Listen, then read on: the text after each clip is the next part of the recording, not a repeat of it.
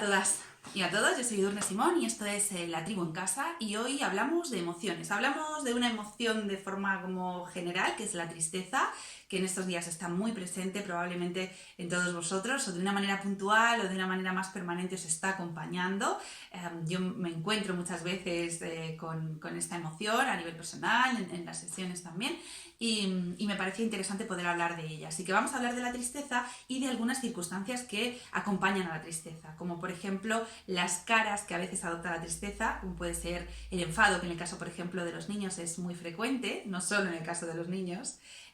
Vamos a hablar también de la ansiedad, vamos a hablar del miedo y de algunas cosas en común que tienen, como son las rumiaciones, esos pensamientos que se nos presentan de una manera recurrente, que queremos detener, que no queremos tener, pero que no sabemos cómo, se instalan una y otra vez y nos hacen entrar en una rueda de pensamientos recurrentes que avivan la emoción que no queremos estar sintiendo, y así una se da fuelle a la otra y entran, como decía, en un bucle casi sin fin. Vamos a ver qué podemos hacer con esas rumiaciones, con esas emociones, y vamos a ver también cómo aprender a no instalarnos en esa anticipación, en ese pensamiento anticipatorio que nos hace mucho daño, y bueno, que vamos a ver si sacamos un aprendizaje de estos días, de cómo mantenernos más en el presente y enseñar también a los más pequeños a que así lo hagan.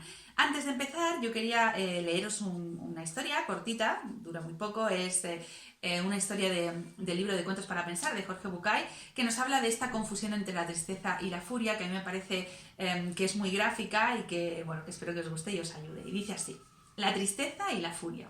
En un reino encantado, donde los hombres nunca pueden llegar, o quizás donde los hombres transitan eternamente sin darse cuenta, en un reino mágico donde las cosas no tangibles se vuelven concretas, allí había una vez un estanque maravilloso. Era una laguna de agua cristalina y pura, donde nadaban peces de todos los colores existentes y donde todas las tonalidades de verde se reflejaban permanentemente. Hasta ese estanque mágico y transparente se acercaron a bañarse, haciéndose mutua compañía, la tristeza y la furia. Las dos se quitaron las vestimentas y, desnudas, las dos entraron al estanque. La furia, apurada como siempre está la furia, urgida sin saber por qué, se bañó rápidamente y más rápidamente aún salió del agua. Pero la furia es ciega, o por lo menos no distingue claramente la realidad, así que desnuda y apurada se puso al salir la primera ropa que encontró, y sucedió que esa ropa no era la suya, sino la de la tristeza, y así, vestida de tristeza, la furia se fue. Muy calma y muy serena, dispuesta como siempre a quedarse en el lugar donde está, la tristeza terminó su baño y sin ningún apuro, o mejor dicho, sin conciencia del paso del tiempo, con pereza y lentamente salió del estanque. En la orilla se encontró con que su ropa ya no estaba. Y como todos sabemos, si hay algo que a la tristeza no le gusta es quedar al desnudo. Así que se puso la única ropa que había junto al estanque, la ropa de la furia. Y cuentan que desde entonces, muchas veces, uno se encuentra con la furia ciega, cruel, terrible y enfadada frente a él. Pero si nos damos el tiempo de mirar bien, encontramos que esta furia es solo un disfraz y que detrás del disfraz de la furia, en realidad, está escondida la tristeza. Bueno, como os decía, es muy gráfico porque en muchas ocasiones, y en los niños es como más gráfico todavía, aparecen unas reacciones desproporcionadas, un enfado como fuerte ante una situación que no parece corresponderse con la emoción. Y es que la tristeza es una emoción con la que no estamos especialmente conectados, que además socialmente parece que no está del todo bien vista y que nos cuesta mucho reconocer y nos cuesta mucho mantenernos y entender la tristeza. Pero la tristeza es una emoción absolutamente, bueno, todas las emociones tienen una función y en tanto que tienen una función son positivas, pero la tristeza además, aparte de hacernos ver que estamos haciendo un duelo, que estamos sintiendo que hemos perdido algo y que ese sentimiento no nos gusta, ¿no? Aparte de eso, tiene la función de darnos espacio para pensar, espacio para recomponernos, espacio para rehacernos, espacio para ver qué es lo que necesitamos, para tomar aire, impulso, reflexión, un poco todo, y enfrentarnos de nuevo con nuestro día a día. Esa es un poco la función de la tristeza. Por lo tanto, es probablemente la emoción que más tiempo pide. Es una emoción que principalmente nos pide tiempo y reflexión, ¿no? Nos indica eso. Entonces, si yo no soy capaz de reconocer que estoy echando, que siento que he perdido algo y lo estoy echando de menos, no puedo darle respuesta a esa necesidad, a ese sentimiento, no puedo darme el tiempo de ver lo que echo de menos, porque de entender que la situación a la que me voy a enfrentar no tiene que ver con lo que ya he soltado. Por lo tanto, necesito estrategias nuevas, formas nuevas de pensar, formas nuevas de relacionarme, necesito hacer cambios, porque hay algo que he perdido. Y cuando pierdo algo me enfrento a un cambio y en los cambios siempre necesitamos cosas nuevas. Así que por eso está tan presente la tristeza en estos días, porque incluso si todo nuestro entorno está saludable, nosotros mismos estamos saludables, si no tenemos incluso grandes pérdidas, no sé, económicas o laborales, todos tenemos un sentimiento de tristeza, porque todos tenemos la sensación de estar perdiendo algo, de estar perdiendo nuestra rutina, nuestras relaciones, de estar perdiendo, de saber que en lo que viene hay cosas que van a cambiar. Entonces, esa evaluación de que hay cosas que van a cambiar, esa sensación de que no sabemos qué va a pasar después, la incertidumbre, la pérdida, nos genera tristeza.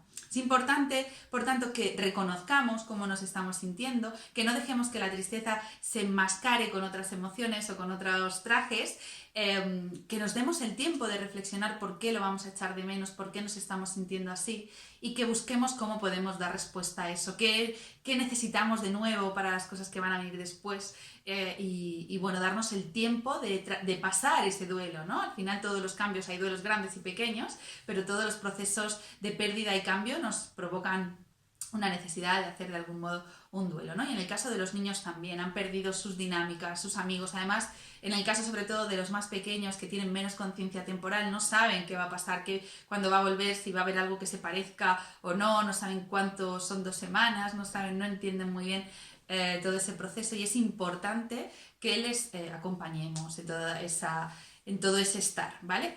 Aunque la tristeza nos da un mensaje, es importante que lo aprovechemos, que le demos sentido y salida, que busquemos estrategias nuevas. Si la tristeza se instala demasiado tiempo en nosotros, ya podemos hablar de otras problemáticas diferentes. Entonces, si estáis sintiendo que lleváis mucho tiempo instalados en esa tristeza, que no estáis gestionando bien lo que os pasa, que estáis muy incómodos con esa sensación, siempre importante además tener un entorno o alguien con quien compartir. Si no lo tenemos, aprovechar y escribir lo que estáis sintiendo, dejar salir, que se ordenen esas ideas y esas emociones que están en vosotros.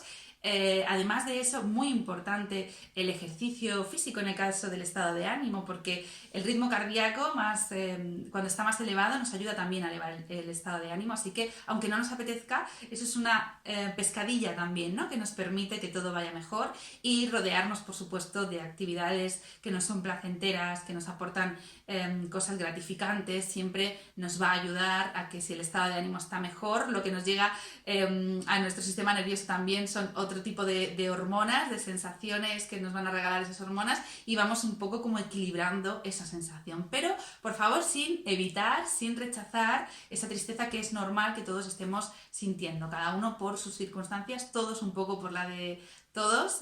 Daros ese espacio y daros ese regalo de la reflexión y de ver qué es lo que os cuesta tanto soltar, ¿no? También de lo que estáis dejando atrás, y ver un poco qué hacéis con eso. Y decía que a veces se junta la tristeza con el miedo a no saber, con la frustración, con otras emociones. Es importante ir viendo cada cosa, porque si yo me siento triste y al mismo tiempo estoy sintiendo miedo, voy a identificar y qué es lo que me da miedo, que a lo mejor a nivel laboral, a lo mejor tiene que ver con la salud, voy a ir dando respuesta a cada una de esas cosas, voy a escucharme, voy a ver qué está pasando ahí. Y en el caso de los niños, exactamente igual. Y cuando aparecen las rumiaciones, pues también hablaba en otro vídeo de la importancia que tiene para nosotros no adelantarnos, no estar en un tiempo que no es el presente, ¿no? Estar trabajando mucho con ejercicios de mindfulness, de respiración, con estar presentes, con cuando estamos con una persona, intentar escucharle de manera activa, hacer actividades que nos faciliten la concentración para mantenernos en el tiempo presente. Todos estamos pensando lo que va a pasar después, pero hay una diferencia entre en un momento determinado hablar sobre ello, pensar sobre ello, elaborar un plan de acción en un cambio que tienes que hacer, y otra cosa es estar todo el rato rumiando. ¿Y si no salgo entonces? ¿Y si salgo este día? ¿Y si los niños pueden salir? ¿Y si no hay colegio? Con un montón de pensamientos anticipatorios sobre cosas que además no tenemos certeza. Con lo cual yo os recomiendo, cuando estéis sintiendo que tenéis mucho pensamiento anticipatorio, aprovechar. Si es algo que podéis controlar, porque a lo mejor estáis anticipando mucho sobre la vuelta al trabajo, vale, pues escribidlos, todos los pensamientos que estáis teniendo, agrupadlos, ver qué es lo que más os preocupa y ir dando respuesta. Un plan de acción. Voy a elaborar un plan de acción, voy a hacer objetivos para cada uno de estos miedos, de estos pensamientos, ¿vale?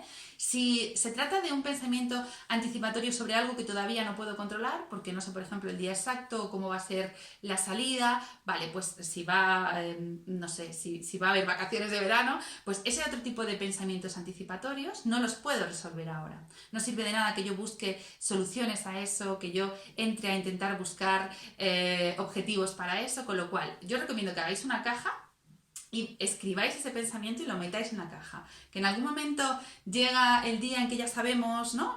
cómo va a ir siendo la salida de casa, pues podemos recurrir a eso, lo cogemos, lo miramos y entonces lo utilizamos, ese pensamiento. Pero cuando veamos que no corresponde al momento presente, que no le puedo dar respuesta ahora, lo dejo. Incluso si yo ahora puedo elaborar un plan pero no puedo seguir más allá, lo dejo. Y es esa caja de la anticipación de lo que vendrá mañana. Y en el caso de los niños nos sirve también. Si empiezan a preocuparse por si cuando vuelvan a clase, no sé, igual no se van a enterar de lo que está pasando, o a lo mejor si cuando vuelvan no pueden salir al patio, pues escribimos todo eso, lo dibujamos.